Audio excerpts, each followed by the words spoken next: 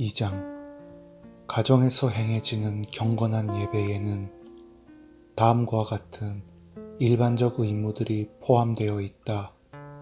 먼저, 기도와 찬양은 하나님의 교회와 이 나라의 공적인 형편과 필요뿐 아니라 가정과 가족 구성원 모두의 상태와 관련해서도 행할 수 있다.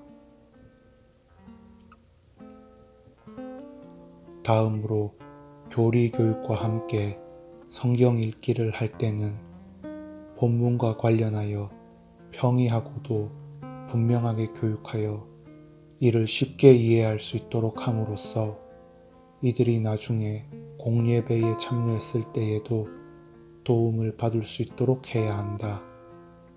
아울러 모든 가족 구성원들의 덕을 세우고 거룩한 신앙으로 교훈될 수 있도록 경건한 토의와 또한 정당한 이유에 따라 가정에서 권위를 가진 자가 가족들에게 훈계와 책망을 할 수도 있다. 해설입니다. 한편 예배의 요소 가운데 하나인 찬양에 있어서도 하나님의 말씀인 성경의 진리는 중요한 근거와 바탕을 이루는데 이에 따라 스코틀랜드 장로교회를 비롯한 개혁파 장로교회들은 성경에서 유래하는 시편 찬송을 예배 때에 부를 유일한 찬송으로 강조해 왔습니다.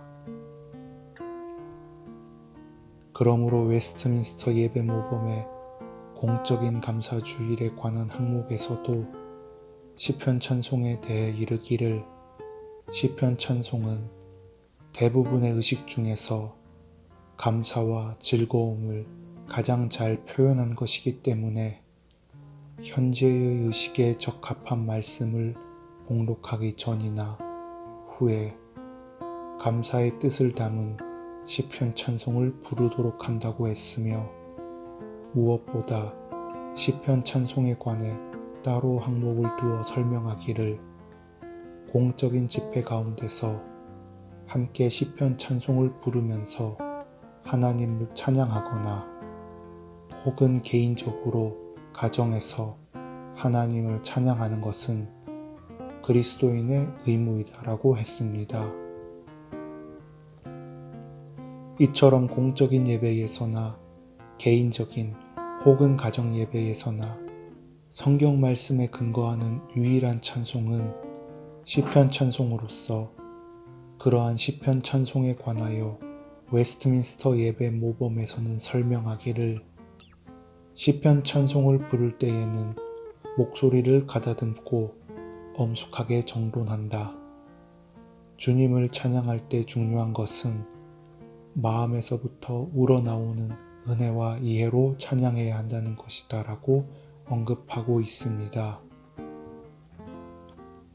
그런데 개인적으로나 가정에서 혹은 공적으로 시편을 찬송함에 있어서 한 가지 유념할 것이 있는데 그것은 마음에서부터 우러나오는 은혜와 이해로 찬양해야 한다고 한 웨스트민스터 예배 모범의 언급입니다.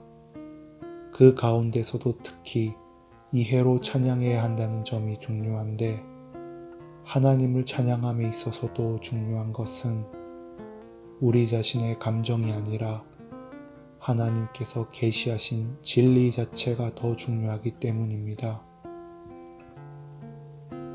오히려 하나님께서 계시하신 진리로 말미암는 반응으로서 마음에서부터 우러나오는 은혜가 있는 것입니다. 웨스트민스터 총회석상에서는 심지어 공식적인 성경이 아닌 운율에 맞춘 의역의 시편 찬송은 불법이라는 주장이 제기되기도 했는데 개인적으로나 가정에서나 예배에 합당한 찬양은 항상 시편을 노래하는 것이었음을 알 수 있습니다. 그러나 시편을 노래하는 교회의 중요한 모범이 한국의 장로교회들에서부터 이제야 조금씩 소개되고 있다시피 한 실정입니다. 그러므로 이미 교회들이 써왔던 찬송들은 18세기 이후 혹은 19세기에 주로 작곡된 복음송들이 대부분인 상황에서 시편을 노래하는 찬양의 모범을 따르기 위해서는 더욱 개인적인 예배를 통해 시편을 잘 이해하고 그러한 신앙 가운데서 가정으로 모여 공적으로 시편을 노래하는 개혁과 실천이 시급히 필요한 것입니다. 교회의 공적인 예배에서도 시편만을 노래함이 마땅하지만 교회에서부터 실천을 하지 않고 있을 경우 가정에서부터 성경의 시편을 바르게 이해하고 마음에서부터 우러나오는 은혜 가운데서 찬양하는 신앙과 경건의 실천이 속히 이루어져야 할 것입니다. 가정예배에 있어 중심이 되는 성경 읽기와 교리 교육에 대해 살펴보기에 앞서 성경을 대하는 자세에 대해 먼저 생각해 볼 필요가 있습니다.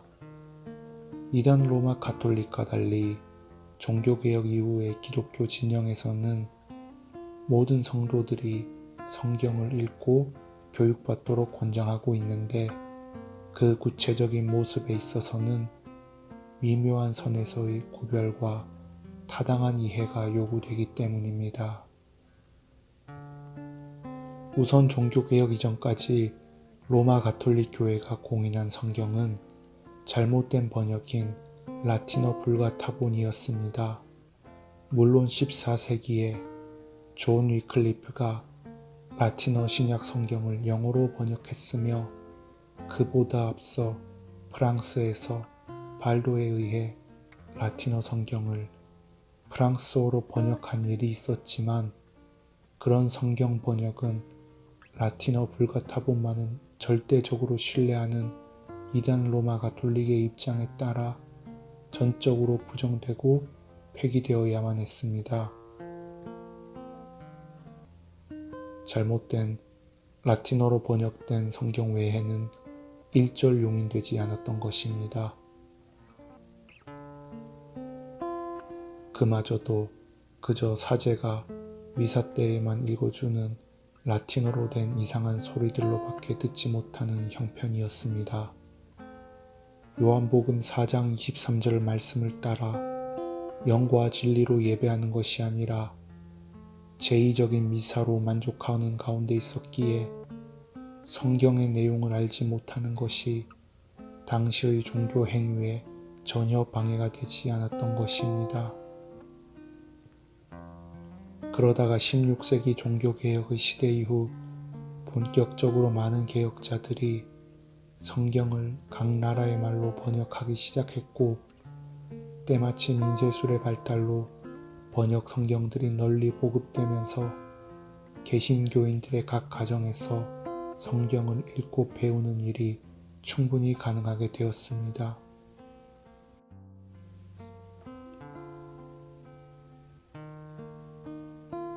반면 1546년 이단 천주교의 트렌트 공의회 제4차 회기에서는 이와 관련하여 만일 누가 가톨릭 교회에서 예로부터 읽혀져 왔고 라틴어 불가타 고전본에 실려있는 대로 이 책들 전체를 한 부분도 빠짐없이 거룩한 정전으로 받아들이지 않는다면 그는 판받아야 한다고 명시했습니다.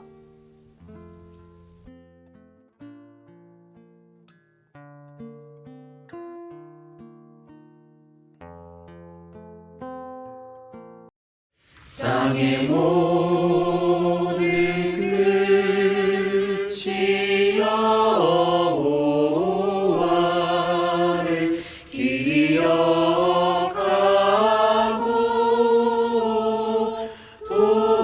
돌아오며 열방의 모든 족속이 주의 앞에